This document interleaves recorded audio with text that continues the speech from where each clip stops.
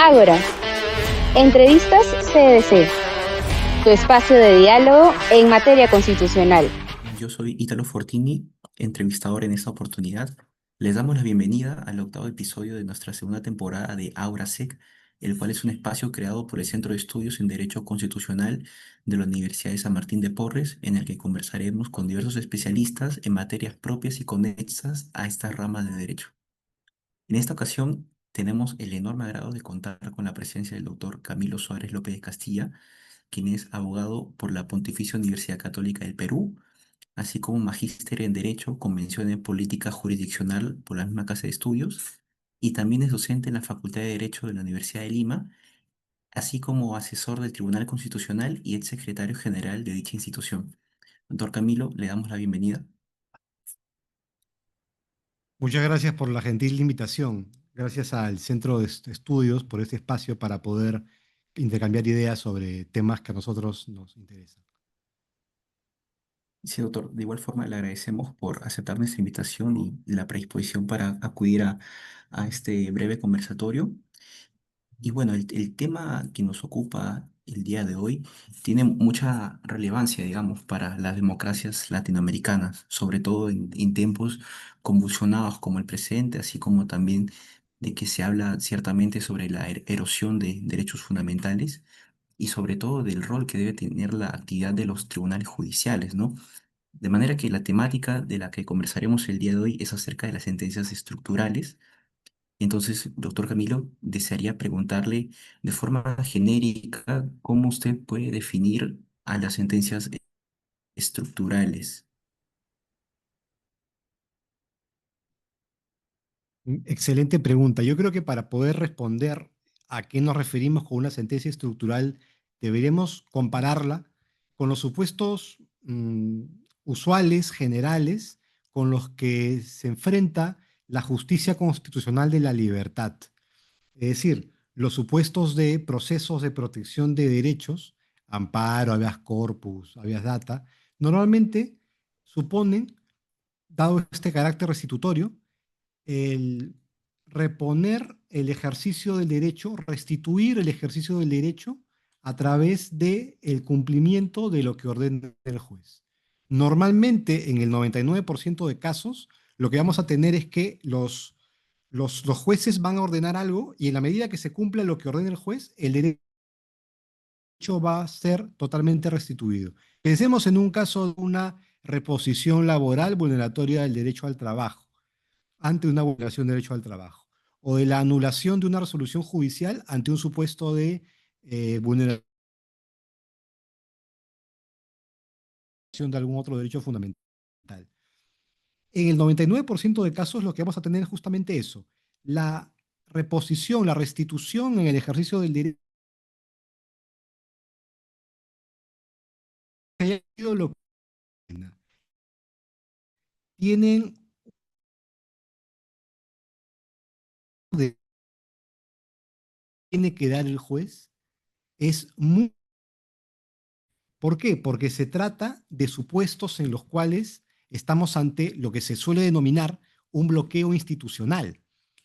Eh, Básicamente se trata de sentencias que dan respuesta a casos en los que la vulneración de derechos afecta, en primer lugar, a un montón de personas, pero aparte de eso, aparte de afectar a muchas personas, se trata de supuestos en los cuales lo que atenta contra el derecho, la causa de la afectación del derecho, es básicamente una falta de implementación o de diseño de una política pública.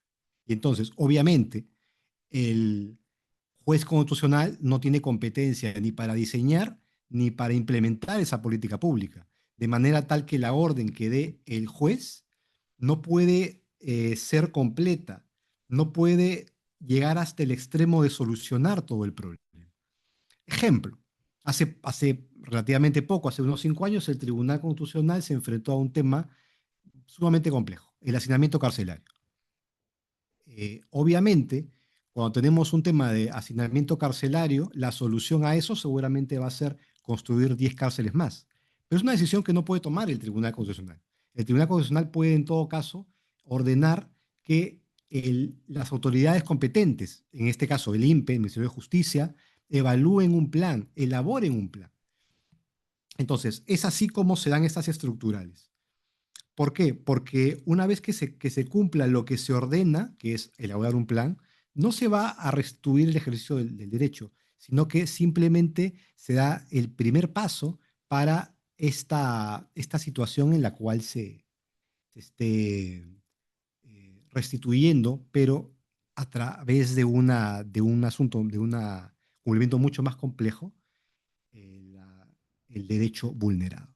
Básicamente, estas ideas son las que grafican lo que es una sentencia estructural. En pocas palabras, una sentencia de la justicia constitucional que hace frente a un problema que tiene como origen la falta de diseño o implementación de una política pública, por lo cual la sentencia es mucho más compleja que lo que normalmente se da en un proceso de protección de derechos. Doctor, muchas gracias por su respuesta. Y sí, el caso que usted ha traído a colación tiene mucha relevancia respecto al concepto de una sentencia estructural, así como el rol que tienen los tribunales judiciales, más que todo las cortes constitucionales en las sociedades latinoamericanas, ya que lo que se pudo observar en esta sentencia es que inició como una petición individual, que era concretamente de una persona que mencionaba que estaba su estancia en la cárcel viviendo en condiciones infrahumanas, ya que vivía en el suelo, a lo que el jefe del INPE lo que respondió ciertamente es de que había un hacinamiento por lo cual no se le asignaba una cama.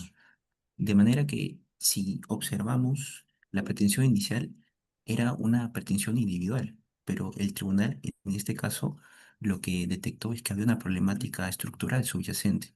Entonces, en estos casos se habla de un giro tutelar, como diría Gutiérrez Beltrán. Entonces, usted también ha señalado precisamente lo importante de este caso, también es que el TC dictó en 2020 esta orden de que si no se existía una mejoría hasta el 2025, esto es, hasta este año, se tenían que cerrar las cárceles. Pero hemos visto que este año el TC tuvo que extenderlo hasta el 2030. ¿Usted qué cree que pudo haber influido para que el tribunal tenga que ordenar la extensión de esta duración del plazo? Interesante pregunta. Y antes de responder, solamente una referencia, me parece muy bien que haya citado a Gutiérrez Beltrán. Creo yo que este libro, El amparo estructural de los derechos, cuyo origen es una tesis doctoral, es el mejor libro en nuestro idioma sobre sentencias estructurales. Ahora bien, la pregunta, ¿por qué? ¿Qué causa? ¿Por qué es que por qué es que el Tribunal Constitucional no, bueno, mejor dicho, tuvo que ampliar el plazo que dio de inicialmente cinco años? Bueno, me parece que esto es bastante común con las sentencias estructurales. Bueno, en primer lugar, toda sentencia tiene una fase de ejecución, cualquier sentencia. En sede constitucional, en sede civil, contencioso administrativo, lo que fuere. Siempre va a haber una fase de ejecución. Pero en el marco de una sentencia estructural, esta fase de ejecución es más compleja. Tan compleja que usualmente las altas cortes suelen asignarse la facultad de ejecutar esta sentencia o parte de la misma. Lo normal, lo usual, es que la ejecución la lleven a cabo los jueces de primera instancia. Pero en esas estructurales, y es un tema relevante, es más, se suele citar como una característica de estas estructurales que esta ejecución es más compleja, hasta se le suele denominar seguimiento de la sentencia. Y claro, en un caso de anulación de sentencia, un amparo contra la decisión judicial fundado, esa anulación de sentencia no hubiera tenido mayor problema. O un caso en el que tenemos que hacer uso de la fuerza pública para traer abajo un elemento de seguridad, una reja, por ejemplo, en vía pública, no genera mayor problema. Pero en estos casos en donde nos enfrentamos a un bloqueo institucional, nos enfrentamos a un vacío que deriva de la falta de diseño de una política pública, evidentemente es mucho más complejo y muy probablemente cuando pase el plazo que la alta corte se ha fijado, tal vez no se haya logrado con los objetivos y entonces esta ejecución deba tardar un poco más de tiempo. Básicamente eso. Entonces, estas son sentencias en donde, así como la orden es más compleja, también la ejecución es mucho más compleja. Tan compleja es que en varias partes del fallo, estas altas cortes se reservan el derecho de ver directamente la ejecución de sus fallos. Sí, sí, doctor, me parece que ha hecho un hincapié en un aspecto, digamos, sustancial a la temática de las sentencias estructurales, ya que se suele observar de que una parte de estas sentencias es la complejidad de las órdenes, así como también la complejidad del seguimiento. Incluso existen autores que asimilan que las sentencias estructurales, su seguimiento es similar incluso a la dación de una política pública general. Entonces, atendiendo a ese criterio, es que también podemos identificar que pueden existir ciertas tensiones con la rama legislativa o ejecutiva. Entonces, cabría preguntarnos, y esto me gustaría que usted responda, ¿qué ventajas o desventajas existen en el momento de que un juez decide expedir una sentencia estructural y qué tensiones pueden advertirse también? Qué interesante pregunta. Bueno, cuando el juez constitucional advierte que que el problema, que la vulneración de los derechos tiene como origen la falta de implementación de la política pública, tiene básicamente tres caminos, uno mejor que el otro. Por ejemplo, una opción es que la sentencia sea simplemente declarativa, que el juez se limite, que el tribunal se limite a declarar que acá ha habido una vulneración de derechos, esperando que los actores políticos, con ocasión de esa sentencia, tomen cartas en el asunto e implementen lo que fuere necesario. Creo yo que eso no es lo más recomendable, sobre todo si es que lo que se advierte es que no se ha diseñado una política pública. Si en 200 años de república no se ha diseñado una política pública para determinado tema, con una sentencia que declare algo que ya todos saben, creo que tampoco va a haber mayor cambio. Segunda opción, las sentencias unidireccionales, tratar este caso complejo como si fuera un caso simple, es decir, una orden muy concreta. Ordeno al INPE que construya 10 penales y voy a decir que van a construirlos en tal sitio, no sé, 5 en el distrito de San Juan de Lurigancho, porque ya tiene dos penales, uno más en Ancón, uno en la isla Frontón y los dos más en provincia. Obviamente, esa sentencia, esa técnica unidireccional no es adecuada, porque en primer lugar, el TC estaría invadiendo competencias que no le corresponden. En segundo lugar, algo más fáctico, porque hay estudios empíricos al respecto, un libro que se puede leer es el Juicio a la exclusión de Rodríguez Garavito. Justamente lo que hace estos estudios empíricos es que han determinado, han evaluado y han concluido que cuando la orden es unidireccional, o sea, cuando los jueces tratan estos casos complejos como si fueran simples, lo que ocurre es que eso deslegitima al tribunal y hay un alto peligro de incumplimiento por parte de las autoridades del Ejecutivo, del Legislativo, porque sienten que les están ordenando algo para lo cual el TC no tiene competencia y en tal sentido es una orden deslegitimada. Y muy probablemente, y esto se ha visto porque se han estudiado casos de cómo ha sucedido en la realidad, estas órdenes van a ser desoídas. Entonces, la solución más adecuada es una solución intermedia, que consistiría no en ordenarle algo tan preciso como tienes que construir 5 cárceles o 6 cárceles, sino más bien decirle, tienes que elaborar un plan. Te doy un plazo para que elabores un plan. Entonces, esta es la forma como debería actuarse. Este es el tipo de orden que debe darse ante ese tipo de situaciones. Son las que mejor efecto han tenido.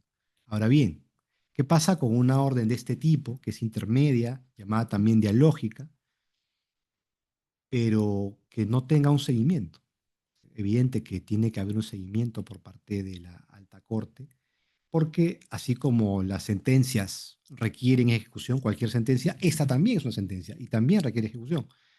De manera tal que si no se sin ninguna autoridad se preocupa de hacer efectiva esta orden, evidentemente esta orden también va a quedar en el olvido. Doctor, usted, en primer lugar, le agradezco por la pregunta, por la respuesta. Y digamos, usted hacía hincapié en este libro de Rodríguez Garavito y Rodríguez Franco, y ellos toman una sentencia paradigmática para abordar el estudio en este libro, que es la T25/2004 en Colombia, que es respecto al desplazamiento forzado. En este libro, los autores concluyen de que es necesario, precisamente lo que usted mencionaba, el seguimiento de estas sentencias. Y digamos, ¿qué efectos puede tener un adecuado seguimiento a diferencia de que se deje a los órganos destinatarios de las sentencias estructurales? ¿Qué efectos pueden tener sobre estos órganos? ¿Tiene alguna relevancia o es que solo basta con la sentencia estructural? Es el mismo efecto de una sentencia de habeas corpus o de amparo contra la resolución judicial o contra cualquier tipo de orden en los casos generales, en donde el juez de ejecución no hace nada. Si el juez encargado de la ejecución no ejecuta su sentencia, no la hace cumplir, no hace uso de la fuerza pública, entonces esa sentencia nunca se va a cumplir. Si bien se supone que el demandado que ha sido vencido en un proceso está obligado a cumplir la sentencia desde que le es notificada, en realidad sabemos que en la medida que no se use la fuerza pública para hacerla cumplir, no va a hacerse efectiva. Traslademos eso a las estructurales, es lo mismo. Si hay una sentencia del Tribunal Constitucional que señala que el Ministerio de Justicia tiene que hacer un plan, o el Ministerio de Educación, o el Ministerio de Salud tiene que hacer un plan y tiene 6 meses para hacerlo, pero no hay ningún mecanismo, no hay ninguna orden directa para que cumpla con eso que se le ha ordenado, que es diseñar un plan. Entonces, probablemente haya demoras en el cumplimiento de esta orden, tal y cual sucede en la mayoría de casos. Ahí no hay mayor diferencia. Sí, doctor, le agradezco por la respuesta. Creo que ha tocado un tema muy, muy relevante respecto a que si el juez no hace un adecuado seguimiento, digamos que la sentencia podría quedar en una virtual inoperancia en la práctica, ¿no? Entonces, también trayendo a colación de nuevo el libro que usted mencionaba, esos autores mencionan que el seguimiento, un adecuado seguimiento, puede tener un efecto desbloqueador sobre las autoridades, ¿no? Pero digamos, ¿qué tan relevante es que se concatene el tema del diseño de las órdenes con el seguimiento? Digamos, porque puede existir una orden que pueda denominarse débil, pero si el seguimiento es fuerte, puede llegar a cumplirse. ¿De qué manera puede esto relacionarse a la hora de efectivizar una sentencia estructural? ¿O es que tanto la orden como el seguimiento deberían ser fuertes? Ah, interesante. A ver, volviendo sobre lo que ya hemos señalado, eh, estamos entendiendo como una orden débil, contraponiendo la orden fuerte, estableciendo como que una orden fuerte que es una unidireccional. Ya hemos dicho que una unidireccional deslegitima al Tribunal Constitucional, al juez constitucional. Entonces, lo que tiene que acudir es a una orden débil, a una postura intermedia, también llamada dialógica. Entonces, lo que tiene que hacer es una orden débil, como se suele llamar. Claro, orden débil, pero de débil no tiene nada, simplemente es que es intermedia, no está disponiendo cuál es la opción de política pública que debe adoptar el demandado, no. Le está diciendo, tú propon una política pública y te doy un plazo para que lo hagas. Entonces, la combinación perfecta sería una orden dialógica a- combinada con un seguimiento fuerte. Lo peor sería una orden unidireccional con un seguimiento débil. Eso sería la peor combinación. La mejor combinación es orden dialógica más seguimiento fuerte. Así se eh, garantiza, se establecen mecanismos para poder hacerle seguimiento y garantizar la ejecución de lo ordenado en las sentencias estructurales que se emitan. Doctor, digamos, entonces, habiendo consolidado, digamos, este esquema o esta fórmula entre el diseño de órdenes y seguimiento, desde su perspectiva, ¿cuál ha sido la dinámica jurisprudencial del TC a la hora de diseñar ambos instrumentos en torno a las sentencias estructurales en nuestro ordenamiento? ¿Cuál ha sido la dinámica? Bueno, podemos remontarnos hasta casos antiguos, porque claro, esto parece que fuera nuevo, pero los problemas estructurales son de siempre. Recordemos, por ejemplo, el caso Marroquín Soto, publicado en el año 2010, donde una persona sometida a un proceso penal con prisión preventiva en el penal de Lurigancho, al momento de la sentencia, el juez determina que no tiene la capacidad como para ser condenado y entonces le impone una medida de seguridad. Y dispone que sea internado en el hospital Noguchi o en el hospital Valdizán o en el hospital Darco Herrera.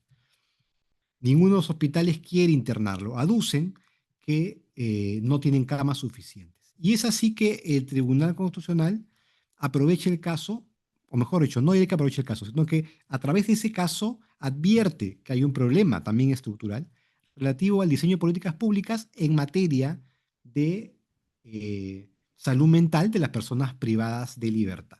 Eso es una sentencia publicada en el año 2010.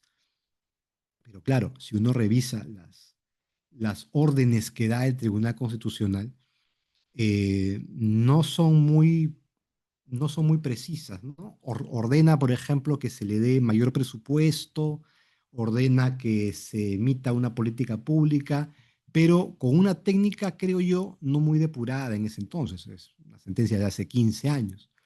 Eso se mejora enormemente con casos más recientes. Pensemos en Hermana Ciesa, que es un tema de derecho a la educación. Pensemos en el caso otro caso de salud mental de los presos, es el 4007 del año 2019, eh, o el caso del hacinamiento. Y es ahí que ya se ve más claramente que las órdenes son dialógicas. Se le dice, tienes un plazo determinado para diseñar una política pública. Y voy a hacer un seguimiento fuerte a esto, voy a hacer audiencias públicas y tal. Entonces, básicamente, creo yo que en los últimos años, en los últimos 5 años, se ha ido implementando, se ha ido asimilando esta idea. Citemos también el caso Sajami relativo al distrito de Punchana, también un tema sobre el acceso al agua potable y servicios de saneamiento, donde también tiene órdenes de tipo intermedio. Un último caso que ha salido sobre derecho a la salud en materia de enfermedades huérfanas. Así que creo que el Tribunal Constitucional ha ido implementando los últimos 5 años este tipo de medidas dialógicas a efectos de implementar de estructurar una sentencia de tipo estructural.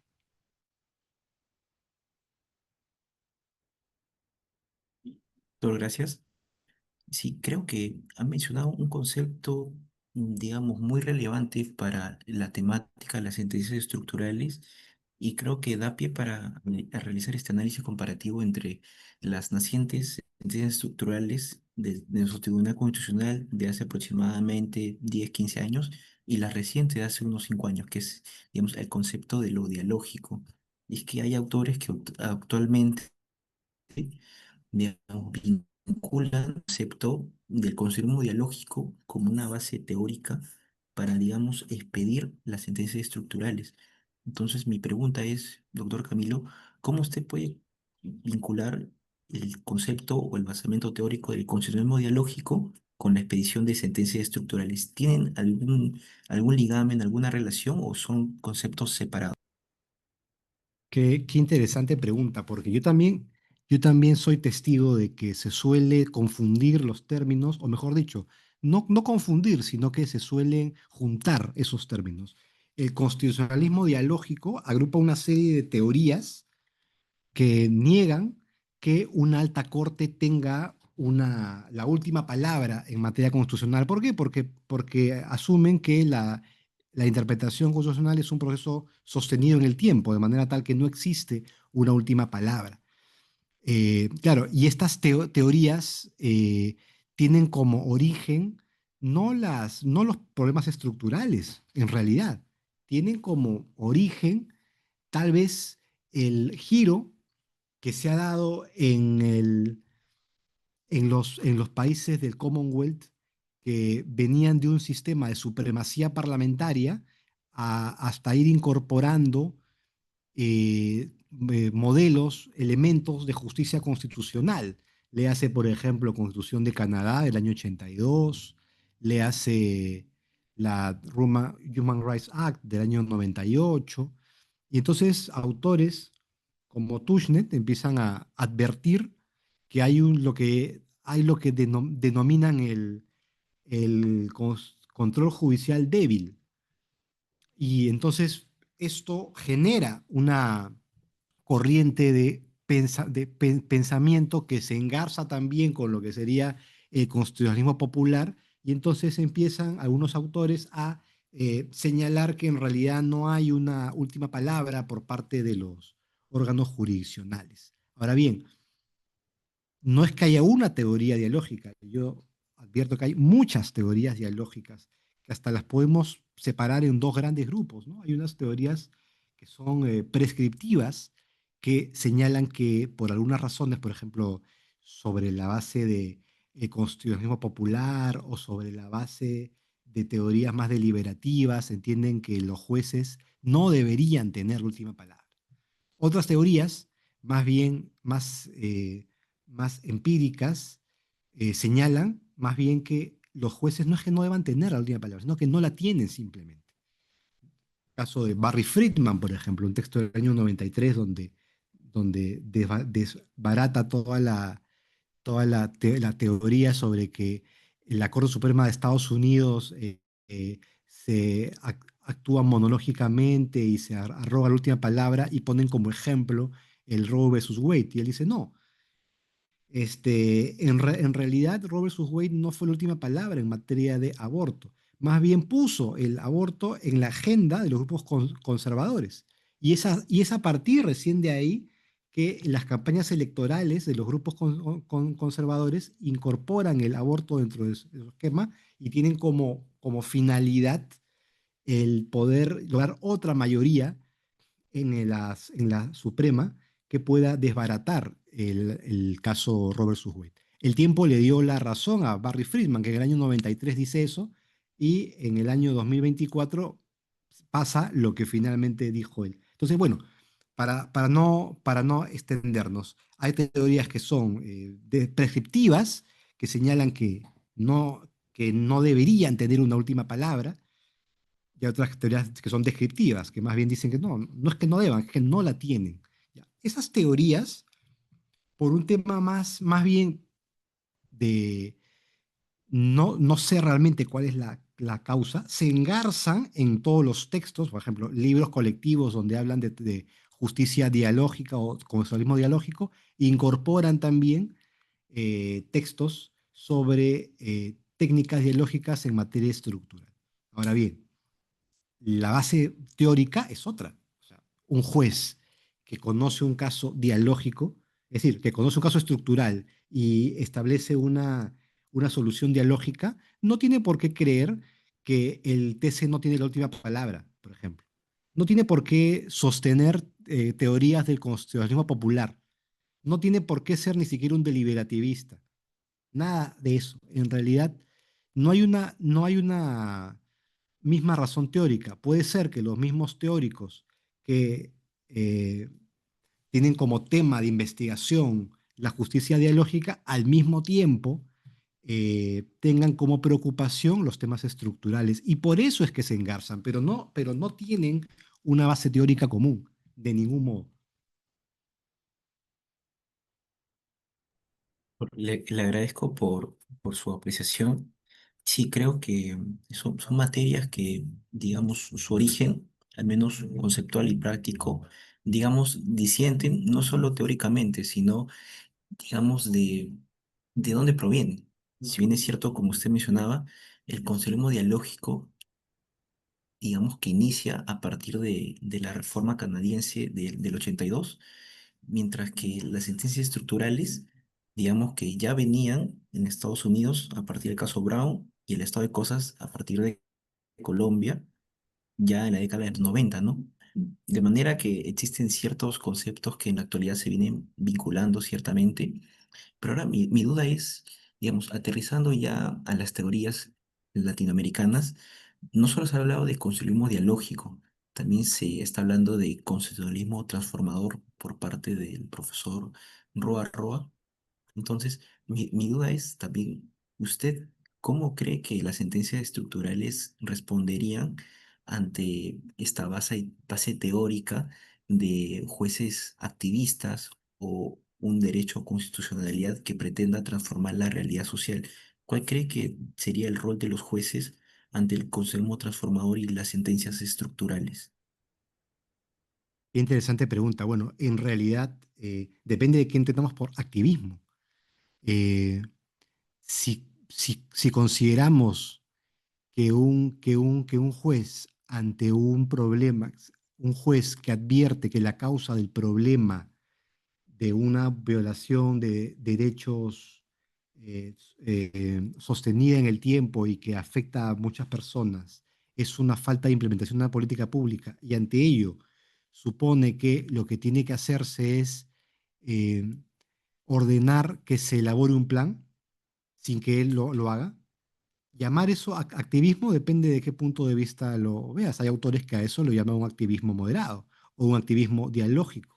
Otros dirán que no, eso no es activismo. Activista será aquel juez que excede sus competencias. Y entonces, en la medida que este juez no esté excediendo sus competencias, no es un juez activista. Ahora, entonces, primero, el concepto activismo es difícil de determinar. ¿Qué es activista? Yo podría sostener que un tribunal que emite estructurales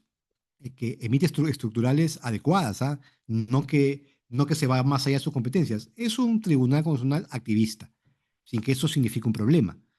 Ahora bien, ¿qué pasa entonces con la transformación de la realidad? Una sentencia estructural puede transformar la realidad, sin duda. Obviamente, si el problema constitucional que está detrás consiste en una falta de implementación de una política pública, es decir, si hay un distrito hay una zona en un distrito en Iquitos que no tiene agua potable y no tiene servicios de saneamiento, y el cumplimiento de la sentencia estructural va a hacer que esas personas dejen de tener este problema y empiecen de acá a unos años a tener agua potable y saneamiento, evidentemente, es transformador. Estamos transformando la realidad.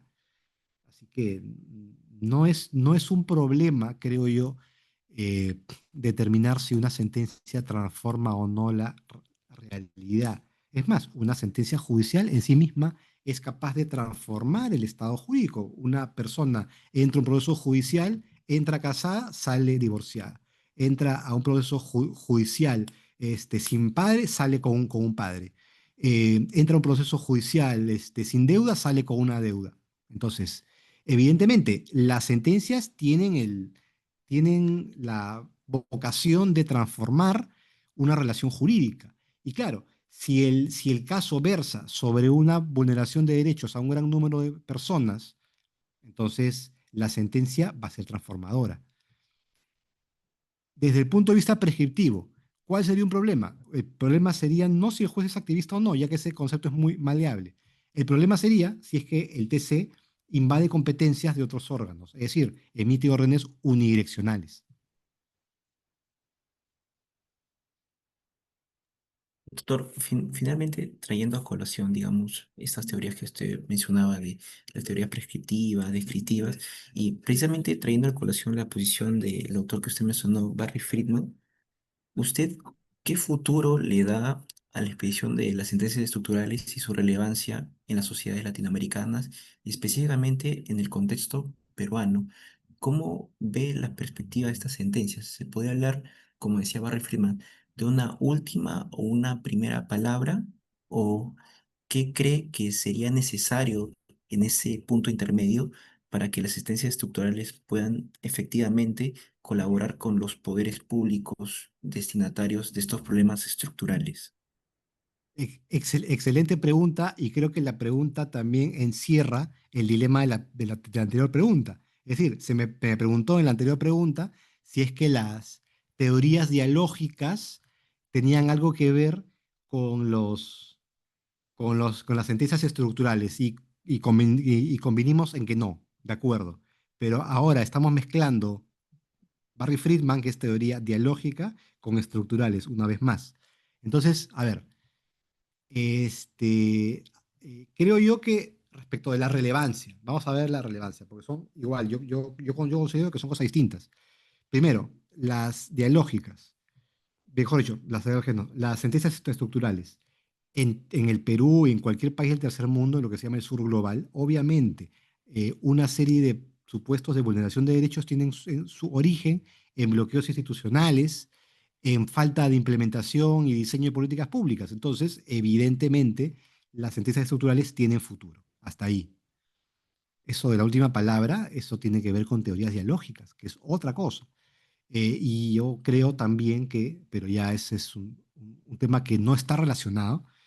Estas teorías dialógicas inciden en si el TC o los jueces tienen o no la última palabra respecto de la interpretación constitucional, en la interpretación de un precepto constitucional.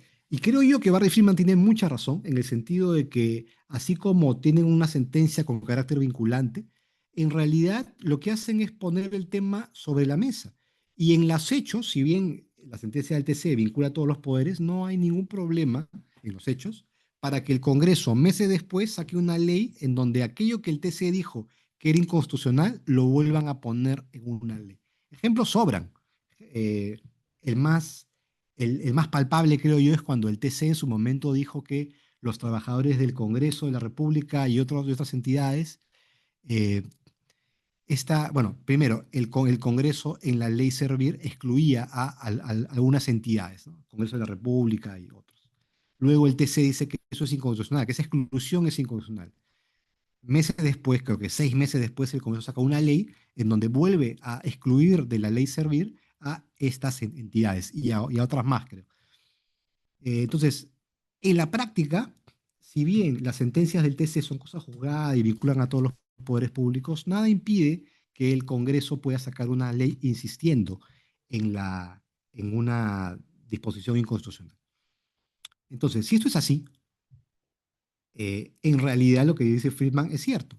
Lo que hace el TC es, en todo caso, poner el tema sobre la mesa, poner el tema en la agenda de los actores políticos, del Congreso, de la academia. Y entonces, efectivamente, si bien para un caso concreto, para un supuesto, para una sentencia, cualquier cosa jugada, tenemos una interpretación final vinculante del tribunal, sabemos que en realidad en los hechos el Congreso a través de una ley puede relativizar ello, puede ir en contra de lo que dice el tribunal, lo que va a generar una discusión, un diálogo. Y esto en realidad no tiene fin, no existe para mí una última palabra.